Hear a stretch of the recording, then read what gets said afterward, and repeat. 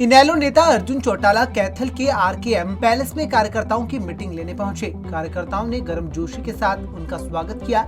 इस दौरान अर्जुन चौटाला जहां जेजेपी पर जमकर कटाक्ष करते हुए नजर आए, तो वहीं इनेलो के मजबूत होने की बात कही। अर्जुन चौटाला ने कहा कि वो कार्यकर्ताओं से मिलने आए हैं। जो लोग इनेलो छोड़कर दूसरी पार्टियों में चले गए थे, वो लोग भी वापसी की बात कर रहे हैं। इसके साथ ही अर्जुन चौटाला ने दुष्यंत चौटाला पर भी जमकर कटाक्ष किया। उन्होंने कहा कि लोगों ने जेजेपी को भारतीय जनता पार्टी के खिलाफ वोट दिया था, लेकिन उन्होंने लोगों को धोखा दिया और वोट लेने के बाद बीजेपी के साथ हो लिए।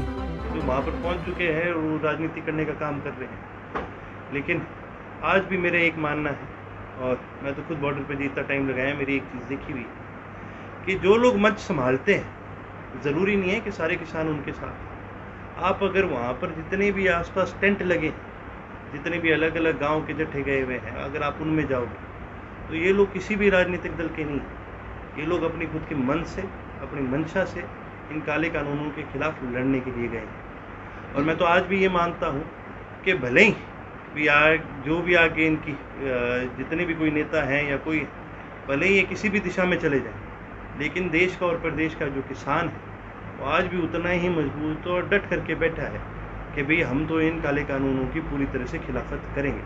सरकार चाहे 1000 कोशिश करे इनको बांटने की, ये सरकार का वहम है। जो किसान इस देश के आज 9 महीने से भी ज़्यादा समय हो गया, 9 महीने से ज़्यादा जो किसान वहाँ बॉर्डर पे बैठे हैं, इन्होंने सर्दी देख ली, इनने गर्मी देख ली, बारिश सहन करी, आंधी तूफान सब सहन करा। किसान आज भी उतनी मजबूती से बैठा है। जो सच्चा जो किसान है वो डट के आज भी इन काले कानूनों के खिलाफ, इस सरकार के खिलाफ बैठा है। और ये तो मैं एक चीज़ मानता हूँ, सरकार की बहुत बड़ी गलतफहमी है जो सरकार आज हाथ पे हाथ रख के बैठी है। सरकार को किसानों की मांग माननी भी चाहिए और किसानों की बात सुननी भी चाहिए। पंचायती राज में बड़े बड़े घोटाले सामने आ रहे हैं सर, और उप मुख्यमंत्री के जितने महकमे अलग घोटाले सामने आ रहे हैं। हम तो जी पहले क्या करते थे, ये तो है ही खाओ। इसका सबसे आपको पहला उदाहरण मैं आपको ये दे देता हूँ। जब बड़े चोई साहब जब राजनीति में आए थे, जब मंत्री पहली बार बने थे, तो उन्होंने कौन सा डिपार्टमेंट लिया था? उन्होंने लिया था एग्रीकल्चर का, कृषि।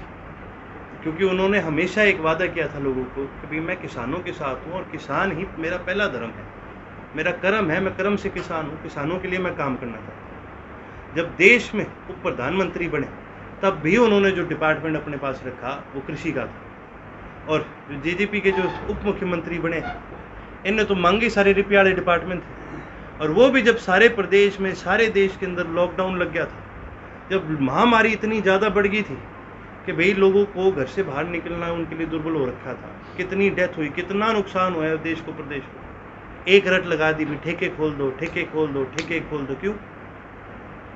क्या इस चीज़ के लिए बड़ी चोई साहब की फोटो लगाए फिरते अपने पोस्टरों पर? जननायक चौधरी दी बिलाल होते तो कभी भी प्रदेश के अंदर ऐसी स्थिति ना आने देते। तो ये तो केवल उनके नाम का दुरुपयोग करते हैं। ये तो ऐसे लोग हैं जिनका मन ही सिर्फ एक, जो आज भी सत्ता के अंदर बैठे हैं तो सिर्फ एक ही कारण से ये बैठे हैं, क्योंकि इनको 9 महकमे जो दे रखे। वरना हरियाणा की जनता ने खुल करके इनका विरोध करा। हरियाणा की जनता ने खुल करके इनको बोला कि भाई तुम इस सरकार को छोड़ दो। बहाना इनके पास ये, भाई हमारे छोड़ने से क्या फ़र्क पड़ता है? अरे मेरे पिताजी ने इस्तीफ़ा दिया, एक इंसान के इस्तीफे से फ़र्क नहीं पड़ता, लेकिन इस्तीफ़ा दे करके उन्होंने हरियाणा प्रदेश के किसानों को, सभी साथियों को ये साबित कर दिया कि भाई जो सरकार इन गलत कानूनों में लोगों को दबाने का काम करी, उस सरकार का मैं हिस्सा नहीं रह सकता। प्रोटेस्ट उन्होंने करी और सही मायने में जनता के बीच में जाने का उन्होंने काम।